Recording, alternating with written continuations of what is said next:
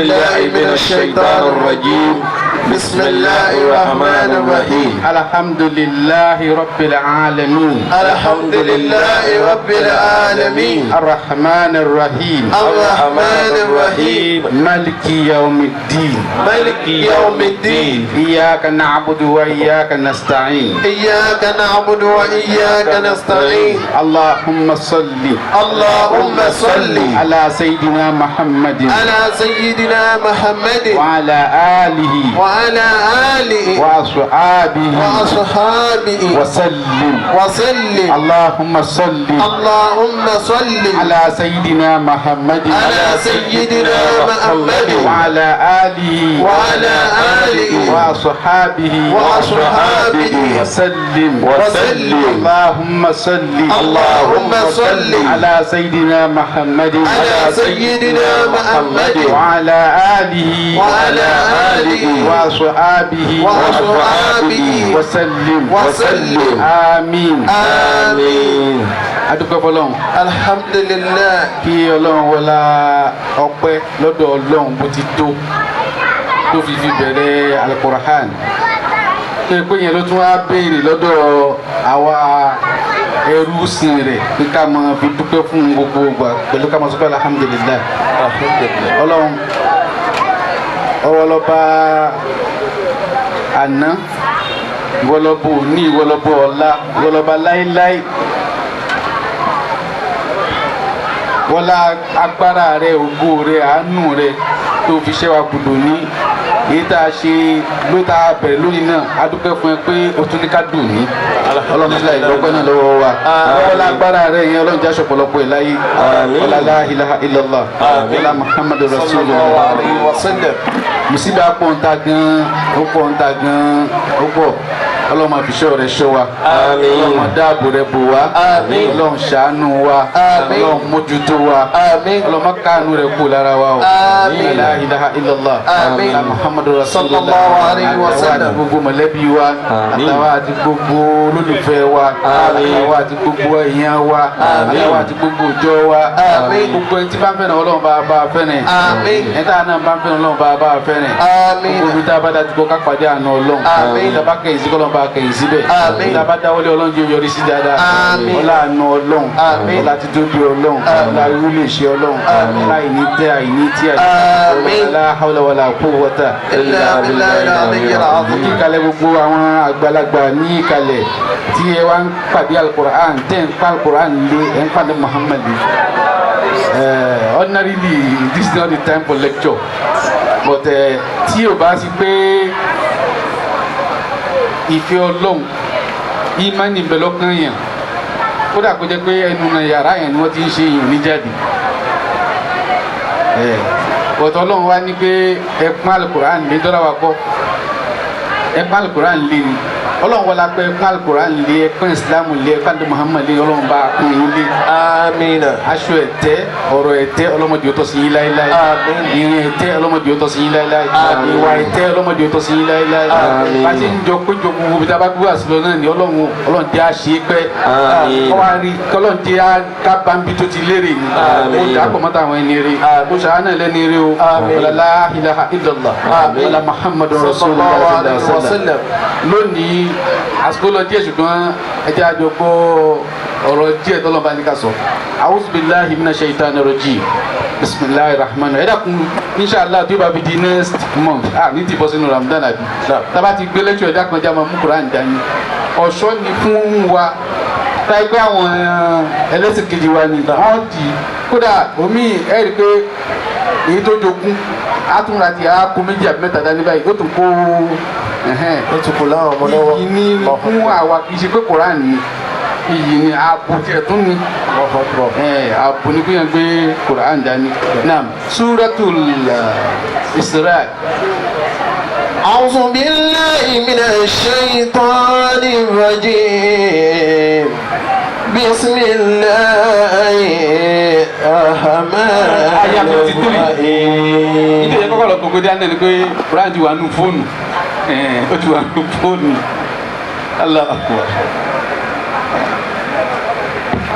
abọ́ ya kà أعوذ بالله من الشيطان وكل عبادي يقول التي هي أحسن إن الشيطان ينزغ بينهم إن الشيطان كان للإنسان عدوا مبينا.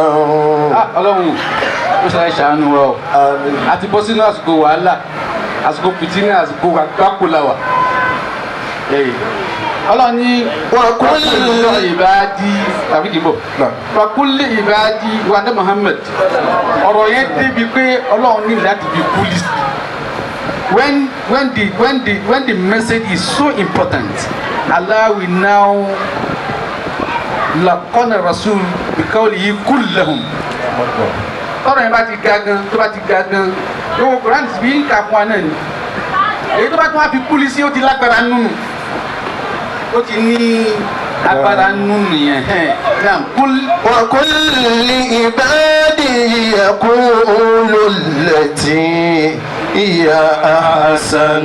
kúl wa kulli ibadi ó ní sọ fáwọn ẹrú mi o yaqulu allati hiya ahsan tó máa fẹ́ sọ̀rọ̀ yìí tó dáa jù nínú ọ̀rọ̀ ní kò máa sọ.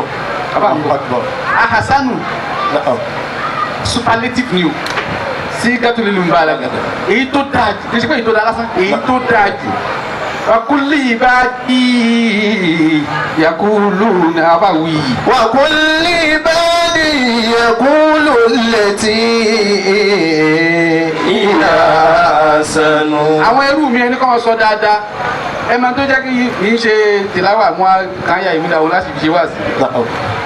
tí ẹ bá jẹ́ pé èèyàn tó ń gbọ́ táyé ń sọ tí ẹ bá ka news tẹ́tí àwọn tí ń darí ayé àbáwọn tó yẹ pé kì í ṣe pé ó ní mímọ̀ kéwu ni wọ́n tí wọ́n bá ń ba ayé jẹ́ kò jẹ́ kó tún dọ́dọ̀ àfa tí wọ́n bá ń sọ̀rọ̀ aburú kò jẹ́ kó tún dọ́dọ̀ àfa. Mo láìkì kí wọ́n sọ́ọ̀pù nẹ́ẹ̀tì gan àwọn tábà mọ̀ mi. Ẹjẹ́ èdè sọ́ọ̀pù nẹ́ẹ̀tì pọ̀ ní àlì majority yẹn ló ti ní Facebook ní wo Facebook. Tábà wo lecture sọ tó dààmú mi lecture. Bá tọ́pìkì lọ́kọ̀ fún lecture kan àgbákò ní tọ́pìkì yìí. I don't understand.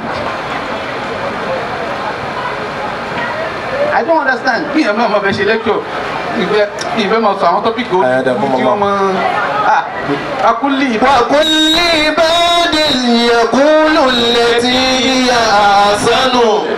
ẹ sọ fún àwọn ẹrú mi wà lábì sọ fún ọ pé yaqulu allati hiya ahsan kí tó dáa jù ni kí wọ́n sọ kí ṣe tó dáa lásán kí tó dáa jù. ṣé ètò kan nìkan pẹ̀lú ẹnìkan kan ẹ̀gbọ́n tó lọ sọ ní Quran wàláhì kò sí tó kẹ́nìkan pẹ̀lú ẹnìkan kan. àfi tó bá fẹ́ bẹ̀rù ẹni ẹlẹ́ni irú rẹ̀ ló kù. You should be concerned about yourself. You should be concerned about yourself. O tí mójútó ra rẹ̀ o wá bẹ̀rẹ̀ sí ní dayé irú pẹ̀lú ọ̀rọ̀. Akúlì ibadi yaqulu allati hiya ahsan. Inna shaytana yanzagu baynahum. Inna shaytana yanzagu baynahum. Inna shaytana yanzagu baynahum.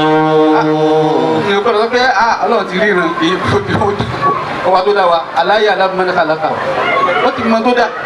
Ó ní inna shaytana yanzagu baynahum.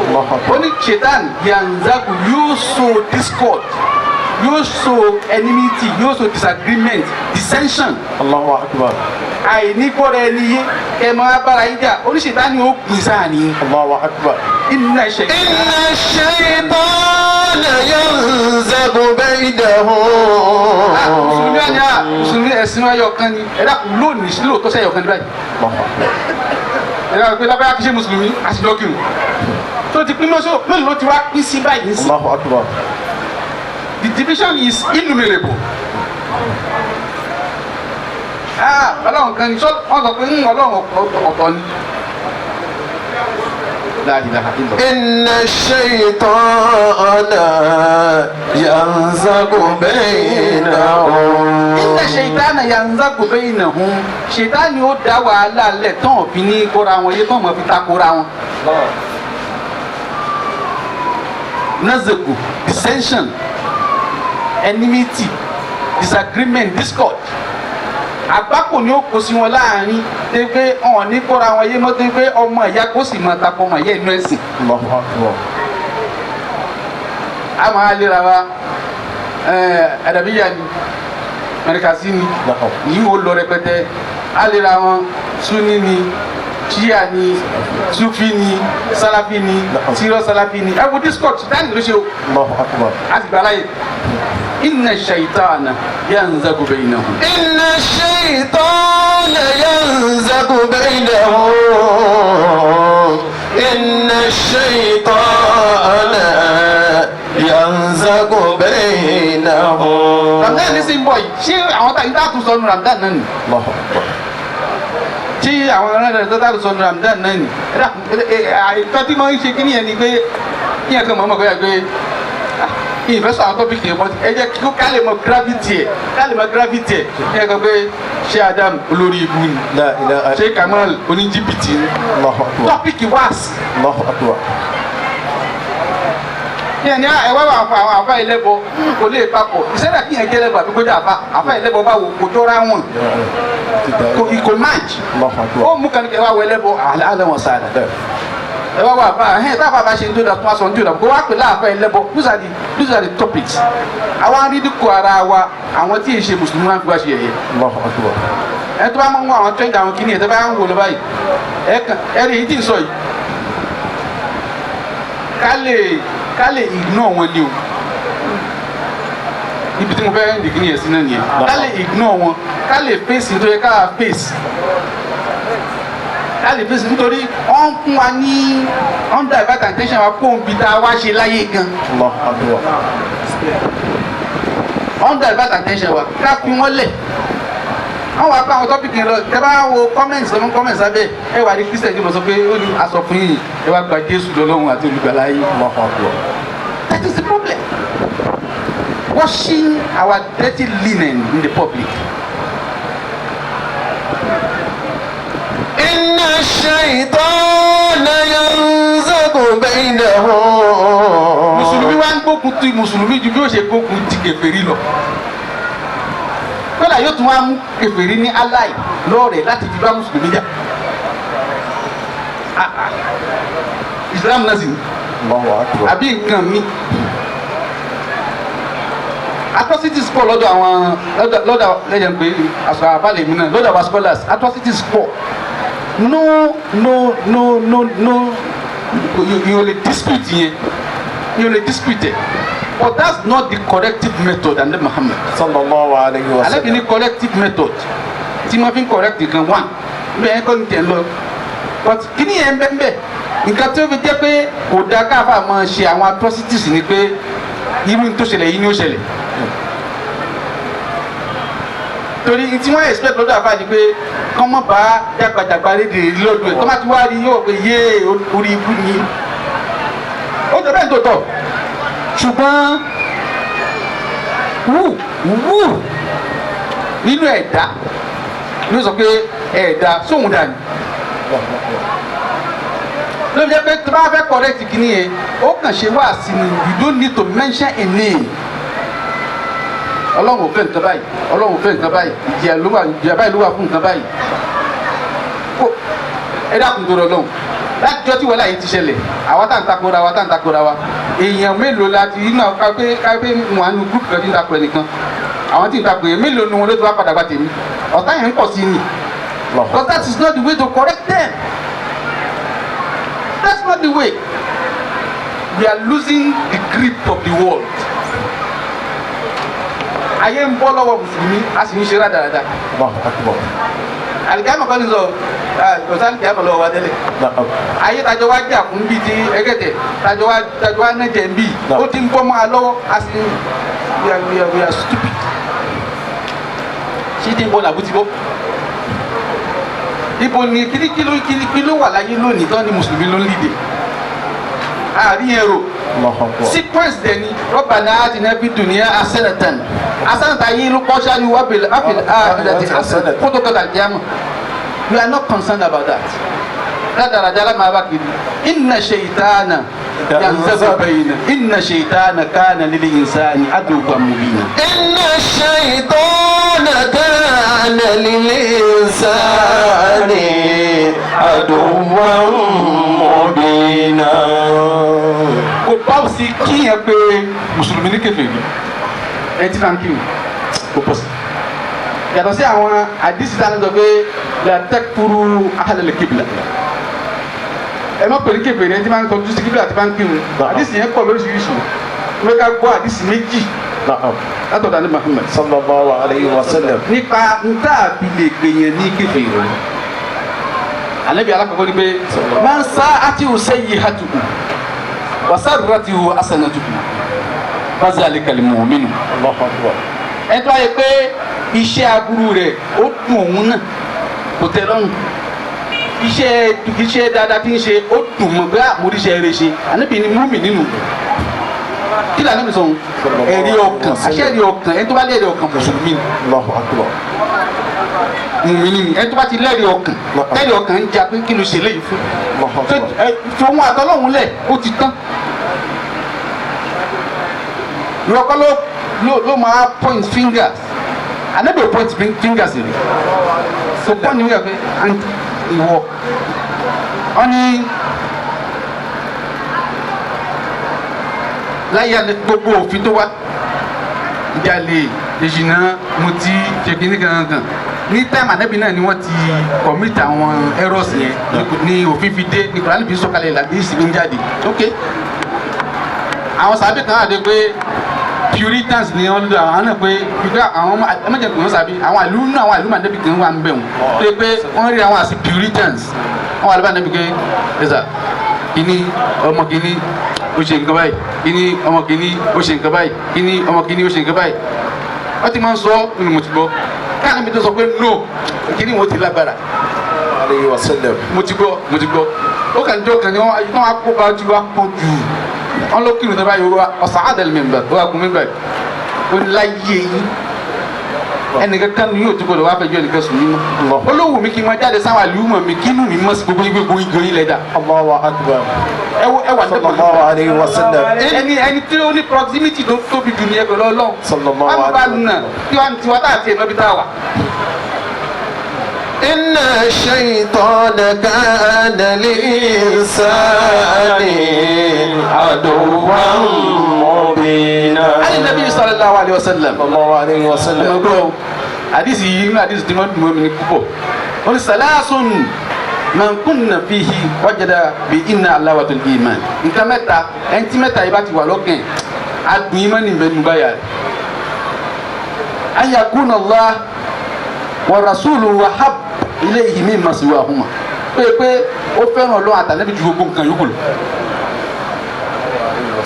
ìbéèrè question kan o alákòókò ni ẹlẹ́kejì àyùn ìpìlẹ̀ márùn-ún la yuhibbuhu illa lillah ó fẹ́ràn ẹnìkan kò fẹ́ràn ju nítorí tọ́lọ́run lọ. lórí mélòó méjì. wa an yakra an ya'uda fil kufr ba'da an anqadha Allahu minhu kò ní tẹ́ lọ́rùn kó padà di kèfèrí kò ní dùn mọ́ yóò ó kọ́ ó hà bọ̀họ́ ẹ̀ ó ti test ẹ̀ pé kán ní àwọn wá padà di kèfèrí Ànábì ní mẹ́tẹ̀ẹ̀ta yìí Sallallahu alayhi wa sallam. ẹ tó bá wà ní tí mẹ́tẹ̀ẹ̀ta yìí tá a bá rí inú ọkàn tọ́lọ̀ bá ṣe ọkàn tó bá rí mẹ́tẹ̀ẹ̀ta ń bẹ̀ wajada alawatul iman adùn ìmọ̀ ní wà lọ́kàn rẹ̀ mùmínì nílé. Allahu Akbar. question mi gbogbo fíìlì mùsùlùmí Islam láyé Sufi Shia Sunni Salafi nítorí èyí tó tún wà ní o nítorí ó ti pọ̀ gan ó pọ̀ gan serious Salafi serious Salafi ó pọ̀ rẹpẹtẹ ẹ̀mọ́ ẹ̀ẹ́dẹ́gbẹ̀kọ kí ni kàtà àwọn ní Sufi náà ń ṣe ní nísìnyí huwa ni huwa gbogbo ẹ̀ huwa every fold of Islam tí wọ́n bá pè lọ́wọ́ wọn kò sí ìpín sọ pé òun fẹ́ kóun di kèfèrí lọ́la àbúwà ni wọ́n ń pè àmì mùsùlùmí yìí ní kọ́ kí n padà di kèfèrí gbogbo aládìí tẹ̀sítẹ̀ tẹ́ bá pè lọ́wọ́ wọn náà láwọn fẹ́ràn lọ́wọ́ fẹ́ràn níbi àbí kí ni nǹkan tátà náà bí wí ní. sallallahu alayhi wa sallam. gbogbo alásọ̀kọ̀ afẹ́ràn ara wa torí olóhùn. tí ó bá jẹ pé gbogbo alábìlẹ̀ ìlà rẹ̀ ǹjẹ́ ó tọ́ sẹ́nìkan ní ọkọ̀ pẹ̀lú kébè. That is the question. قد بدا النقص في الأحوال أجمعها. قد بدا النقص في الأحوال أجمعها وبدلت صفوة الأوقات بالقدر. بالقدر كاف. وبدلت صفوة الأوقات بالقدر. قد بدا النقص في الأحوال أجمعها. قد بدا النقص في الأحوال أجمعها. gbogbo all phase of Islam lónìí ẹ̀jẹ̀ pé ní Islam gbogbo ṣe sí mùsùlùmí lónìí àbùkù ti débẹ̀. ó wà lára onísúfí ó wà lára onísúní ó wà lára ṣíyà ó wà lára ó pọ̀. bàbá jẹ́ láti sàpọ́tò làwọn káàtì bèrè kàbí bàbá dà láti sọ fún wa tó lé aṣíhàásì bílí gúmúrí. وبدلت صفوة الأشياء بالغمر. àwọn àsìkò dáadáa tẹ́lẹ̀ wọ́n dà sìkò aburú. àwọn ibi tá a ti rí yẹn dáadáa tẹ́lẹ̀ wọ́n á di pé èèyàn rádà dáadáa bá ń bẹ̀ àlùkùmùrù àwọn wèrè èèyàn afọ́fúnpé mu èèyàn láwọn apàdé ń bẹ̀. ọ̀jẹ̀ sọ pé ẹ̀rí pé mo sọ fún wa pé lẹ́kṣọ̀ tí ń ṣe wá sí òní yìí ni pé ká ignore wọn ni torí Kùránì ló sọ bẹ́ẹ̀ Ọlọ́run ti mọ gbogbo tó kù ṣẹlẹ̀ ń sọ nínú Suratul A'raf aya 199 khusila afwa wa amru bil urf wa a'rid anil jahilin. خذل العفو وأمر بالعرف وأعرض عن الجاهلين. khusila afwa wa amru bil urf. khusila afwa ẹ̀dá kìdí ẹ̀ tó ká àyà yẹn àyà tá a kanu Suratu Isra yẹn àyà kan tẹ̀lé tàbí kì bá ń kà àyà kan tẹ̀lé. Rabbukum a'lamu bikum. Ọlọ́run ní ẹgbẹ́ oníṣẹ́ta ni ó ní ọ̀tá wa tó fojú hàn ní wọ́n ní Rabbukum a'lamu bikum. Ọlọ́run mọ̀ yín jura yín lọ. èmi mọ̀ nígbà pàjá ó ṣe báyìí Ọlọ́run ní èmi mọ̀ ju ọ lọ. ẹ wọ Ọlọ́run mi ṣe sọ̀rọ̀. Allahu akbar. Rabbukum a'lamu. In yasha yarhamkum. tó bá wọ Ọlọ́run yóò kẹ́ gbogbo yín. Aw in yasha yu'azzibukum. tó bá sì wù yóò fi ẹ̀jẹ̀ yín. Wa ma arsalnaka alayhim wakila. ọmọ àtẹnu kàlẹ́ ìwà kí Ọlọ́run ní kí nìkan wá mójútó nìkan yàn yín o. Allahu akbar. Ànábì lọ́lọ́run tó takú ní bá sọ ìní wa mójútó ẹ̀díṣẹ́ yìí. ẹ dákun kí ni problem wa.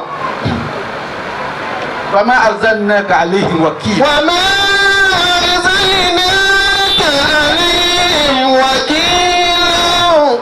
Wa ma arsalnaka alayhim wakila. àyà yìí láti bi gbìyì òun ló wà lọ́wọ́ èmi nípa Kùránì dé ní àyè. خذل العفو kúlí ìbá وكل عبادي. sẹ́yìn náà Umaru ní ẹnìkan ń bú Umaru wa bú padà ní èébú tó lágbàkú Kùránì fi sọ̀kalẹ̀ bẹ́ẹ̀. الله أكبر. sẹ́yìn náà Umaru رضي الله تعالى. àtúbà àti ìṣẹ̀tọ́ ní ẹnìkan bú sẹ́yìn Abubakar Ànábì sì jókòó sẹ́gbẹ̀ẹ́ báyìí wọ́n ní Abubakar ò sọ̀rọ̀ ó kàn dáhùn lẹ́ẹ̀kan wọ́n lànà bí spin wọlé ọ̀gá mi kí ló dé wọlé nígbà tó ẹ̀ẹ̀kan náà mo dáhùn padà ó nígbà tó ń bọ tó dáhùn yẹn Jibrilu ń bọ fún ọ padà الله أكبر. pàtó wá kọ̀ yẹn Jibrilu lọ ṣètánì wádìí èmi sì jókòó ti ṣètánì الله أكبر. ṣètánì yẹn làwa wá invite every day kí n mọ̀ bọ̀. الله أكبر. we invite him every day lórí Facebook lórí Instagram lórí Twitter mùsùlùmí Nàìjíríà mùsùlùmí Yorùbá الله أكبر. lórí ti Yorùbá lè mí mọ ti bùnú. نعم. àwọn àgbèsí bẹ̀ báyìí anybody ló wá fún yìí láti ṣe sá everybody ló fún yìí láti ṣe wá sí i láì mẹ́ ṣe. ẹ ọkọ bí wọn báyìí pé lórí lápò orúkọ rẹ fún ẹ ní o ti kọ pé ṣé kiri kan ṣé kiri ṣé wò ló ta ló sọ di ṣé wù. الله أكبر. لا إله. وقل لعبادي يقولوا التي هي أحسن إن الشيطان ينزغ بينهم إن الشيطان كان للإنسان عدوا مبينا. نعم. حسن ẹ dákun العفو ẹja ìgbìnà wọn ni o ẹ má jẹ́ encourage wọn pé kọ́ máa rí follow kọ́ máa rí viewers púpọ̀ mọ́ gẹ́gẹ́ ẹ má jẹ́ encourage wọn mọ́ ẹ mọ̀ nǹkan tó kàn wá ní kẹjẹ ó kàn wá tara wa Na'am. aleikum anfusukum Na'am. la yadurukum man dalla iza tadaytum ọlọ́ni ó dọ ara yín ló dọwọ́ ara yín ẹni tó sọ tó bá sọ ní tẹ́yìn bá ti mọ̀nà kò sí èdè ó kàn yín mẹ́mọ́ ẹ dákun ǹjẹ́ ọlọ́run ó ti sọ fún wa o jẹ́jẹ́ ṣùgbọ́n irọ́ ànígbọ́ asábẹ́ rí ìdí ẹlẹ́gì ìdí onídìí ìyẹn ẹni bá sì ń bẹ̀rẹ̀ tí ń wò di onídìí wọ́n ti ń wò dídẹ náà dúró náà ti yọ dídẹ síta yẹn Lukman al-Hakim عليه الصلاة والسلام alayhi salatu wa salam ó ní pé at-tajahul sadaqatun jariyatun li fuqara'i al-adab at-tajahul kíyàn ignore kó rí bí ẹn kó rí kó sọ̀rọ̀ kó tẹ́ kó gbọ́ sadaqatun jariyah sàárà ẹ̀yọ̀ kan tá a lè ṣe nìyẹn báwọn tán lẹ́kọ̀ọ́ subhana rabbika rabbil izzati amma yasifun. يا ربي بالقرآن bíbé kí wọ́n fún wa ní kọ́ máa fáwọn èèyàn níbi one lecture lórí àwọn only statement kan àkóbá ni bíi wọ́n máa sọ pé ìkọ̀ọ̀kan náà ni wá wọ́n dẹ̀ fi ń ṣi ọ̀pọ̀lọpọ̀ mùsùlùmí wọ́n máa fi ń ṣi wọn lọ́nà gan so mo kàn fẹ́ kí wọ́n máa bá a díẹ̀ kọ́ máa là á kì í ṣe ìkankan náà reason àwọn àti ta ni.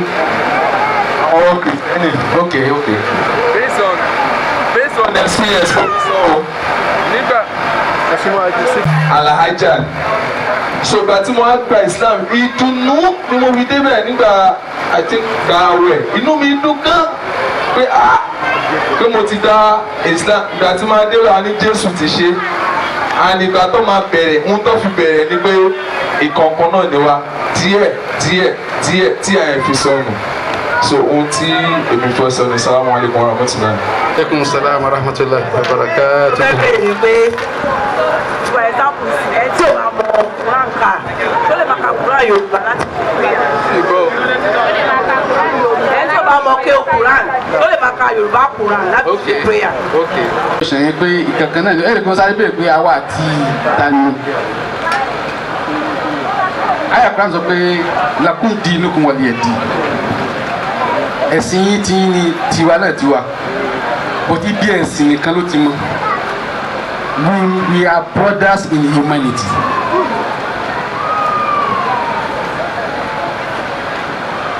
ìjẹ́ èèyàn ó pa wá pọ̀ ìjẹ́ èèyàn tó pa wá pọ̀ yẹn ó wá wà delicate thin line ló wà ń bẹ̀ ẹgbọ́n nǹkan tó sọ lẹ́ẹ̀kan wọ́n díẹ̀ wá ní pé Jésù ló ṣe thin line tó wà ń bẹ̀ nìyẹn tí ńlá tó wà ń bẹ̀ ni pé tó máa sọ pé nǹkan kan náà ni wá tó bá jẹ́ pé bí ẹ̀sìn nìyẹn gbọdọ̀ là ń tòótọ́ tí yóò bá là yóò padà dàrú kẹ́tì rí nítorí bí Islam tilẹ̀ Yorùbá ṣe rí ni o àti bí Christianity ilẹ̀ Yorùbá ti rí kẹ́ tó máa sọ fún ọ ní Europe example wẹ́jẹ̀ fún wa ní country Cyprus àwọn mùsùlùmí bẹ̀ bó mùsùlùmí bẹ̀ yé christian bẹ ọgbọ christianity yé àwọn jù bẹ ọgbọ judaism wọ̀nyí dáadáa yẹtí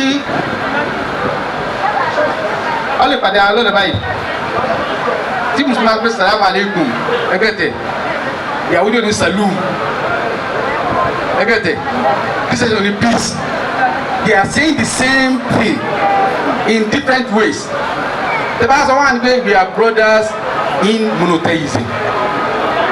Ta'alaw ila kalimatin sawa'in baynana wa baynakum. Ọlọ́run ní Ànábì pè wọ́n gbólóhùn kan pa gbogbo apọ̀ gbogbo wa là ń sọ pé Ọlọ́run ló dá wa ẹyọkan ẹnu yẹn tó mọ nìyẹn ọ̀ tó bá ti ń di bí àwọn ọ̀rọ̀ pé ẹnìkan ní ó ṣe ní orúkọ kínní àìṣe kan náà o gẹ́gẹ́ tẹ lọ́dọ̀ wa Allahu lọ́lọ́run ìṣe Jésù bá a ti rí sọ́lọ́run Ọlọ́run kan ṣàlẹ́ṣà òun ràn níṣẹ́ ni a very good point yìí bọ́dà make then sister wa béèrè pé ṣàlẹ̀ fi Kùránì Yorùbá ṣàdúrà ìyẹn lè kà á kó fi gbádùn ẹ̀ kíyàn fẹ́ mọ̀ túmẹ̀ bọ́dà yẹn fẹ́ ṣàdúrà dandan kọ́ ni kíyàn fi Kùránì ṣàdúrà àwọn orúkọ Ọlọ́run ìyẹn lè fi ya Qadir àwọn bá ti wọ́n jẹ́ kọ́mọ ya Qadir kíyàn máa wọ orúkọ Ọlọ́run sórí Ọlọ́run mọ̀ bó fẹ́ kọ́ yẹ pé lárúbáwá máa fi tẹ̀wọ̀n. Inna anzalnahu Qur'anan Arabiyyan ẹgẹtẹ so tí ma fẹ́ ẹnu kò ṣe dẹ kí yàn fi Suratu Bakara bẹ lọ́hùn kúlà láwùn náà ti tó bẹ lọ́hùn bàbá alájàgbà wọ́n ní gbogbo lọ ní insha Allah ẹ pàdé èmi náà sáwọ́ àbẹ̀ lọ́hùn kò sí ó sì tán gbogbo àbá pẹ́ ọ́ apọ̀ èmi ìsọ́sàdì àwọn ìdíkùn wájú bẹ́ẹ̀ náà àjọkọ̀ àwọn àjọkọ̀ àti ìgbésọ̀ àti sọ́ra àjọkọ̀ wájú abẹ́ pé àti mú báyìí àti àtòbí márùn pé wọ́n mú bẹ̀rẹ̀ wọ́n mú àárín ní ògbọ́dọ̀ jábọ́ ìsìnkóònù dàmí ẹ àti bàbá yìí lọ́jẹ̀ nǹkan wa bàbá ṣe wá sí àtúnṣe wá sí lọ́kọ́ wá ṣàdúrà náà wọ́n ní gbogbo ẹja tẹ́wọ́ ẹja ti pé bisimilahi wọ́n sì ṣe mẹ́ta wọn lọ́lọ́ ti gbà ẹ kiri pé ọlọ́run sì ti gbà lọ́tọ̀ bí wọ́n ti rí sọ́lọ́run ni wọ́n kálukú bá ti rí sí ọlọ́run yìí ṣe kọ́ lọ́run dìde pé ó dìgbà tí yẹn bá ṣe nǹkan wá ń bìyàn tó gbọ́ báyìí nìkan lọ́ọ́ yẹn bá ṣe ó jáde àwọn fẹ́ sírù látìbù kan àwọn bá kọ́ fún pé gbà mọ́ lọ sí alábàdébà wọ́n ní mélòó sà wọ́n ní ṣé wọ́n ní 99 billion ní ọ̀dà 99 million. ayé rẹ bá kẹ́. àjò làwọn àlọ́jọ́ làwọn ti wá rẹ́ẹ̀dì ọ̀làwọ̀ àbẹ̀ ọ̀làwọ̀ ti rẹ́ẹ̀dì ọ̀làwọ̀ àbẹ̀ sí ní kí àpá ọ̀làwọ̀ kì í à ń kí ààrẹ wá wà lẹ́gbẹ̀ẹ́ wá ìṣàbíyẹ mi. nígbà tí mo bá rẹ̀ gbọ́ tí wọ́n ń bèrè pé mélòó ni òun mọ̀ bí tọ́lọ̀ wà tí wọ́n ń bèrè tọ́lọ̀ wà jìnnà tó máa wá káàkiri tó máa wá káàkiri àbá ní pé tó bá délé ẹyọ kan náà ló ti ẹyọ kan ó ti gbọ́ tó tẹ́tẹ́ kọ́ ni kí gbogbo nǹkan ká kí làbí kọ́ṣẹ̀ kan tó wà lórí pépà ẹ̀ka. náà oníbèrè béèrè pé lórí ti ẹ̀sìn tí ẹ dáhùn yìí wọ́n ní ṣé a lè jẹ oúnjẹ Christian ṣé a lè ṣe Happy New Year. Aṣáájú Muhammad ó ní ẹbẹ lọ́hùn yíkùn tẹ bá fẹ́ sùn bàtà yín lórí everything yẹn gbọ́dọ̀ bẹ lọ́hùn tẹ̀sí issue tó ṣẹlẹ̀ ni pé kí ni jẹ́ ọdún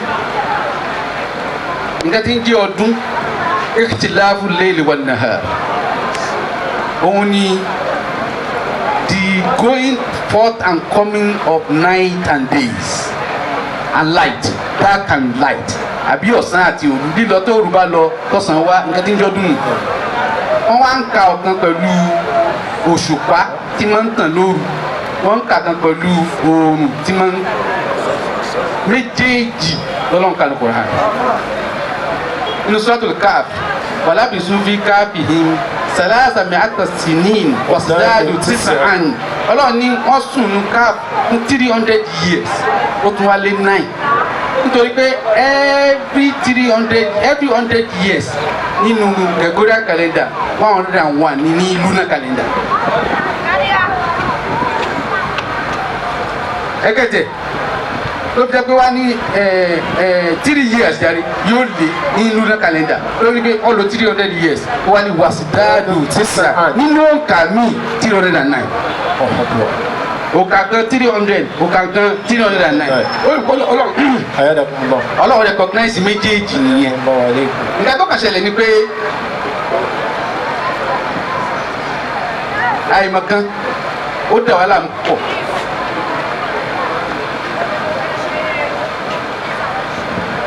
Muharram, Safar, Zulhijja, Zulhijja, oṣù méjìlá yẹn náà kì í ṣe oṣù mùsùlùmí oṣù ilẹ̀ Lárúbáwá ni àwọn kan táwọn understand gẹ́gẹ́ nìyẹn tó yẹ pé ọ̀hún kó wa lẹ́rú òyìnbó kó wa lẹ́rú oṣù ilẹ̀ Yorùbá làwọn náà bá máa kà tẹ bá rí yẹn tó yẹ pé ó bá jẹ́ àgbẹ̀ ni gẹ́gẹ́ ntí o ma fi gbin oko ẹ púpọ̀ jù tòun yẹn ni ẹ bá níyàn tó gbé máa ń pẹja ni ntí o ma fi wò pé irú ẹja báyìí láàrin báyìí ti òṣùpá ni ìmọ̀ ní gbogbo kìíní yẹn is about knowledge ọdún ní gbogbo ẹ̀ ìyẹn lè sọ pé Happy New Year dáadáa there is nothing go wrong in it Happy New Year tí bad New Year ní wàásù Happy New Year ni mà ní. oúnjẹ a lè jẹun oúnjẹ Suratul Ma'idah chapter 5 chapter 5 اليوم أحل لكم الطيبات وطعام الذين أوتوا الكتاب حل لكم وطعامكم حل لهم والمحصنات من المؤمنين والمحصنات من الذين أوتوا الكتاب thank you أبا هقرأ الجن àwọn tiẹ̀ ti ń sẹ̀.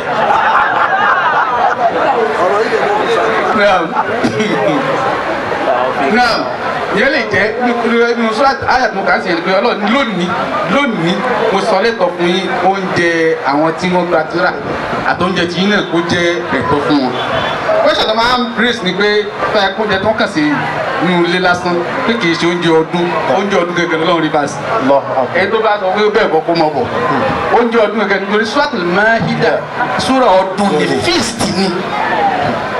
That is the context. You understand the whole thing in Okan in Mumbai. Oúnjẹ ọdún gẹ́gẹ́ ni. Oúnjẹ ọdún. Na? Àdúrà. Àdúrà yẹn lè ṣiṣẹ́ happy new year àdúrà náà ni.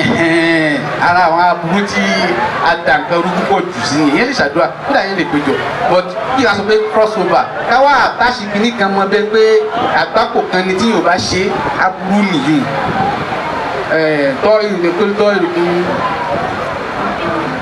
nnẹ̀mọ́ tọ́ ìrùkún kìíní kan tí ẹ bá ti omen kí ẹ máa àtàṣì omen sáàmù láì kí ẹ máa àtàṣì omen mọ́ nǹkan wọ́n á lọ wọ́n á kọsẹ̀ ẹ̀yìn òdà kìíní kankan gbogbo orúkì ní ẹ̀yìn kan yẹ yọ kó mẹ́ tí ẹ bá ti rí yẹ yọ kó mẹ́ ahlan wa sahlan bid-du'a ahlan wa sahlan bid-du'a àdúrà làdúrà ń jẹ́ àbá condition àdúrà tí ẹ bá ti fulfill ẹ̀ wàlá kò sádùà tí yóò lè ṣe o condition àdúrà ni pé ìwọ́n tó fẹ́ ṣe ẹrú ní ọ̀lẹ́ ní ẹni tó fẹ́ bèèrè lọ́wọ́ ìlú lágbára Ọlọ́run ó tán condition àdúrà nìyẹn condition sàlátù ni pé Ọlọ́run bá ń ṣe ìkẹ́bà nẹ́bì yẹn tí bá ti gbé gbogbo bá ti wo ló ṣe sàlátù bá nẹ́bì condition ni kọ́ídà sàlátù Ibrahimiyya kọ́ídà ni kọ́ídàtu lis-salawat Ànábì institute pé bẹ́ẹ̀ ṣe máa ṣàṣàlátù ni ẹ rí i pé ó ṣe ni pé báwo la ṣe máa ṣàṣàlátù kọ́ sọ pé àṣàlátù ò ní ká máa ṣe kò sáyè fún yín lónìí ni báyìí kọ́ pèrè bá ṣàlátù wà níbi pé ẹ̀yẹ nǹkan ibẹ̀ ṣe máa ṣe ni that's it alhamdulillah. Sallu ala nabiyil karim. Sallallahu alayhi wa sallam. Ẹja fa balẹ̀. Sallu ala nabiyil karim. Sallallahu alayhi wa sallam. It is a metaphysical question. Naam. Su'alu ruhani. Naam. Ẹja fa balẹ̀. Metaphysical question. Ẹja dákẹ́. Naam. Báwo la ṣe béèrè yẹn ọ̀pọ̀lọpọ̀ yẹn náà ni tó fẹ́ béèrè tí ó béèrè. Bẹ́ẹ̀ni sà. Àtàyè ọ̀rọ̀ mi ọmọ mi kan ó jẹ oúnjẹ ju lójú omi. Kúrò àti ìdíjú bẹ́ẹ̀ oúnjẹ yìí. Mo ní wọn náà máa jẹ kúrò àti ìdíjú. Ẹ dákun iṣẹ́ farabalẹ̀ gbọ́ mi. Ẹni ìjà ọba ní pèrè lọ́kùnrin ni. Ẹni ìjà ọba ní pèrè lọ́kùnrin. Èmi ní personal experience tí yóò fún ọ pé question yẹn wà very important. Yes sir, ẹnìkan wá bá mi ìyẹ́ ẹ̀ òun àtìyàwó ẹ̀ àtọ̀rẹ́ tí n sọ yìí ó ti lé ní 15 years. Wọ́n bá bá mi. Wọ́n ní ó jẹ oúnjẹ ní ó jẹ àsáró lójú oorun. Bá tó jẹ àsáró ẹ hàn pé àmọ́ ẹni tó jẹ àsáró àmọ́ ẹni tó jẹ ráìsì kiri gangan kò bá tán síbẹ̀ ọ̀tìgbà tó jí ó bá àsáró lẹ́nu ẹ̀. Ẹni yìí kì í ṣe kó jẹ àsáró sùn kó tó sùn kì í tiẹ̀ jẹ àsáró ní oúnjẹ tí èyí jẹ àsáró. Eléyìí ti sọ life ni o tán wá bá mi.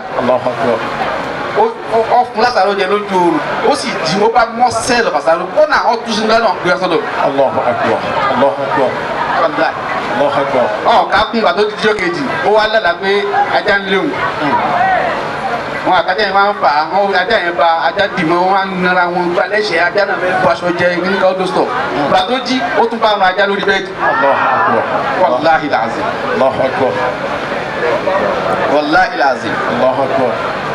So reality is a reality. Aṣáájú Muhammad sallallahu alaihi wasallam. Al-aynu haqqun law kana shay'un yusabiqu al-qadar fasabaqa al-ayn. Ànábì ní àwọn kìíní yẹn òótọ́ ni ẹ má jẹ́ kí n kankan má lè òótọ́ ni dé àmàṣẹlẹ̀ bẹ́ẹ̀. So tí bá ń ṣẹlẹ̀ sí yàn ẹni yẹn kó múra sádùá náà ó dẹ̀ múra kó lọ bá wà fà tó bá lè fún Ànábì kọ́ aláwọ̀ tuntun sallallahu alayhi wa sallam. Bismillahir Rahmanir Rahim 21 kí yẹn tó sùn àbí Bismillah kúlọ̀ aláwọ̀ mọ́kànlá kí yẹn tó sùn àbí Bismillah kúlọ̀ aláwọ̀ mọ́kànlá bisimilayi kula awusu bi falaki bisimilayi kula awusu bi nasa ale bi ọlọ ale bi gama yóò fa tẹkun sọ àbí kó tó sọ yóò fi pa gbogbo ara kó tó sùn sọ tẹ́lẹ̀ yìí pé ojú oorun kí ni kí bá kọ́ nìyẹn inna al-hawadisa kat-ta'ti. يا ناهم الليل مسرور بأولي. tí ilẹ̀ bá ti ṣúra yìí náà tí bẹ́ẹ̀dì ó yá inú rẹ̀ mọ̀dún kó sá pẹ̀lú bẹ́ẹ̀dì bẹ́ẹ̀ kù bẹ́ẹ̀ masrura bí awwali inna al-hawadisa àwọn àgbákò kat-ta'ti na àṣà ojú oorun ní o ti kọ́ jẹlẹ̀. إن الحوادث قد تأتينا أسحارا إن الحوادث قد تأتينا أسحارا. tó yọ lè lọ lè bá àwọn afa kún ó kọ ní àwọn àdúrà tí mo ṣe àforúkọ Ọlọ́run tó bá lè jẹ pé ẹnìyẹn bá dúró déédéé tí yẹn bá dúró déédéé tí yẹn bá dúró déédéé ẹgẹtẹ bá dúró déédéé tí wọ́n ti ṣe bisimilayi kúlẹ̀ bisimilayi 21 kó tó sùn àlẹ́ wọ̀sán náà yóò sùn dùnú but ẹni tó yẹ pé iye bisimilayi amẹ́rọ yìí náà ọkùnrin yẹ kó o sí lọ́dọ̀ Ọlọ́run that's the problem so kẹ́niyẹn lọ lè bá àwọn afa na short kó bá àwọn afa tẹ́lẹ̀ àwọn sábẹ́ náà máa bá nẹ́bí lójú bá àwọn afa ọkà dìmú bẹ́ẹ̀ ní Nàìjíríà kún sọ́dọ̀ kàtí fáwọn afa lówó lọ́kọ̀ọ́kọ́.